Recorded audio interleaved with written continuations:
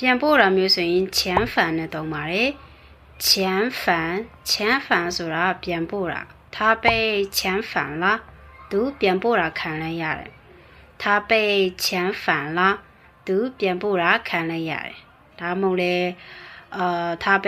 遣返回缅甸了သူမြန်မာပြည်ကိုပြန်ပို့ခံလိုက်ရတယ်他被遣返回缅甸了သူမြန်မာပြည်ကိုပြန်ပို့တာခံလိုက်ရတယ်他被遣返后不能再回来他被遣返后သူပြန်ပို့ခံရပြီးနောက်不能再回来ပြန်လာလို့မရတော့ဘူး他可能被遣返回缅甸他可能被遣返回缅甸他သူက可能ဆိုဖြစ်နိုင်လောက်တယ်ပေါ့နော်被遣返ပြန်ပို့တာခံနိုင်လောက်တယ်回缅甸ဆိုမြန်မာပြည်ပေါ့နော်သူမြန်မာပြည်ကိုပြန်ပို့ခံရလောက်တယ်ခံနိုင်လောက်တယ်ဆိုခံမဲ့ကြေလေးကိုပြောတာဖြစ်ပါတယ်